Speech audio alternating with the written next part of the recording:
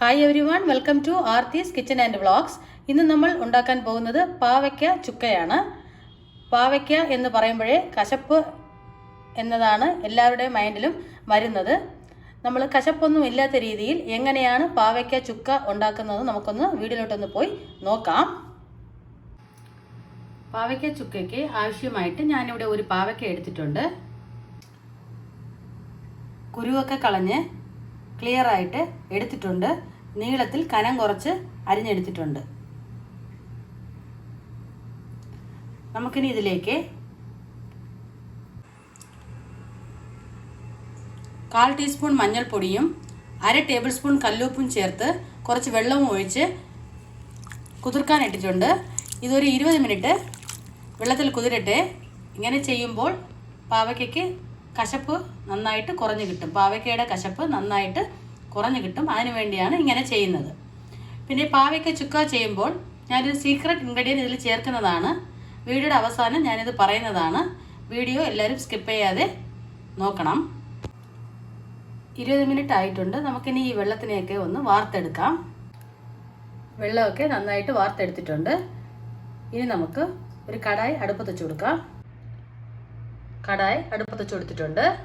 ഇനി ഇതിലേക്ക് ആവശ്യമായിട്ടുള്ള ഇൻഗ്രീഡിയൻസ് എന്താണെന്ന് നോക്കാം.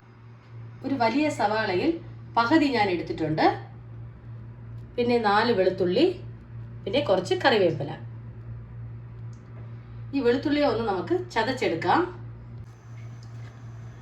4 ടേബിൾ സ്പൂൺ എണ്ണ ചേർത്ത് കൊടുക്കാം. വെളിച്ചെണ്ണയാണ് ചേർത്ത് കൊടുത്തിട്ടുള്ളത്.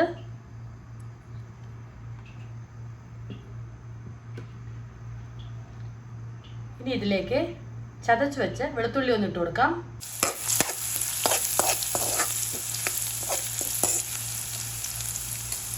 ഇനി ഇതിലേക്ക് എടുത്തു വച്ചിരുന്ന കരിവേപ്പിലയും സവാളയും ഒന്നിട്ട് കൊടുക്കാം.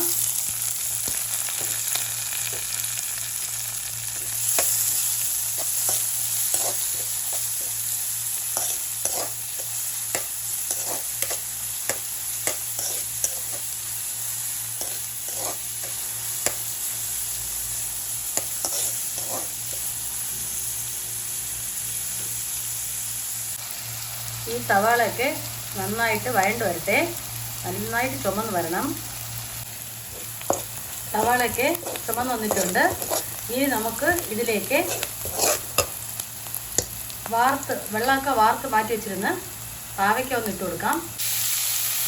എന്നിട്ട് നന്നായിട്ടൊന്ന് ഇളക്കി കൊടുക്കാം.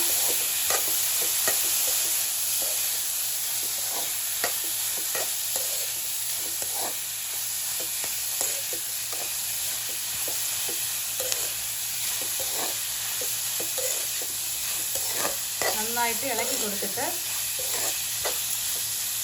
ഒരു മൂടി വെച്ച് 5 മിനിറ്റ് വേവിക്കാൻ വയ്ക്കാം. 5 മിനിറ്റിൽ ചെറിയ തീയിലൊന്ന് വേകട്ടെ. 5 മിനിറ്റ് ആയിട്ടുണ്ട്. മൂടി ഒന്ന് തുറന്നു കൊടുക്കാം.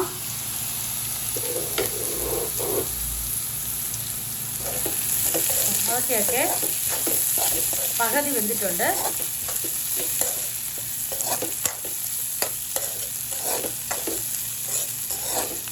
ഇനി നമുക്ക് ഇതിലേക്ക് ആവശ്യത്തിന് ഉപ്പ് ചേർത്ത് കൊടുക്കാം.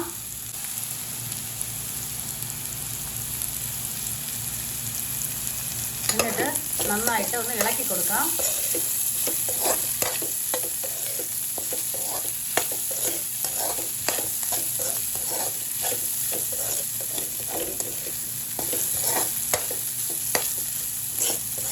നമ്മളിവിടെ ഒട്ടും തന്നെ വെള്ളം ചേർക്കുന്നില്ല.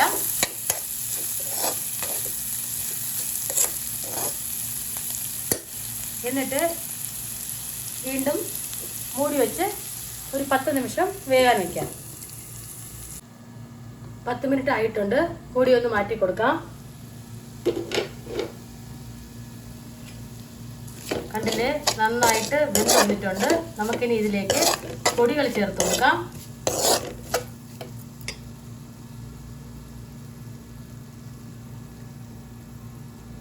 കാൽ ടീസ്പൂൺ മഞ്ഞൾപ്പൊടി, 1 ടേബിൾ സ്പൂൺ മുളക് പൊടി, 1 ടേബിൾ സ്പൂൺ ഞാനിവിടെ ശക്തി സാമ്പാർ പൊടിയാണ് ചേർത്തിട്ടുള്ളത്. എന്നിട്ട് ഞാൻ പറഞ്ഞിരുന്നു ഒരു സീക്രട്ട് ഇൻഗ്രീഡിയൻറ്റ് പറയുമെന്ന്. ആ സീക്രട്ട് ഇൻഗ്രീഡിയൻറ്റ് എന്തെന്ന് വെച്ചാൽ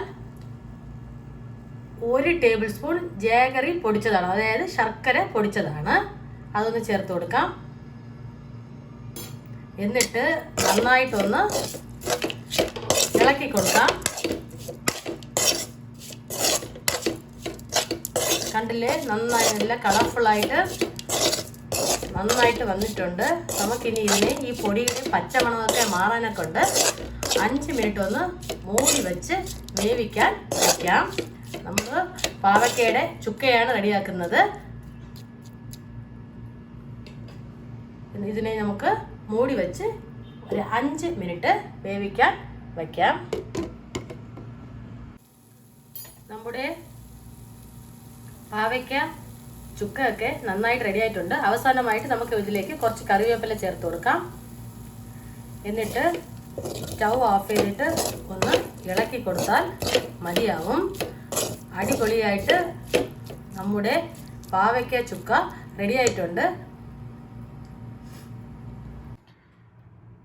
നല്ല പെർഫെക്റ്റ് ആയിട്ട് പാവയ്ക്ക ചുക്ക റെഡി ആയിട്ടുണ്ട്. കുട്ടികൾ പാവയ്ക്ക വേണ്ടാന്ന് പറയുന്ന കുട്ടികളും ചോദിച്ച് വാങ്ങി കഴിക്കും. അങ്ങനെയാണ് ഇതിൻ്റെ ടേസ്റ്റ്. നിങ്ങളെല്ലാവരും ഒന്ന് ട്രൈ ചെയ്യണം. ഈ വീഡിയോ നിങ്ങൾക്ക് എല്ലാവർക്കും ഇഷ്ടപ്പെട്ടിട്ടുണ്ടാവും ഞാൻ വിചാരിക്കുന്നു. ഇഷ്ടപ്പെട്ടിട്ടുണ്ടെങ്കിൽ ലൈക്ക് ചെയ്യൂ, ഷെയർ ചെയ്യൂ, കമൻറ്റ് ചെയ്യൂ. പിന്നെ മറക്കാതെ നമ്മുടെ ചാനൽ ഒന്ന് സബ്സ്ക്രൈബ് ചെയ്യൂ. Thanks for watching.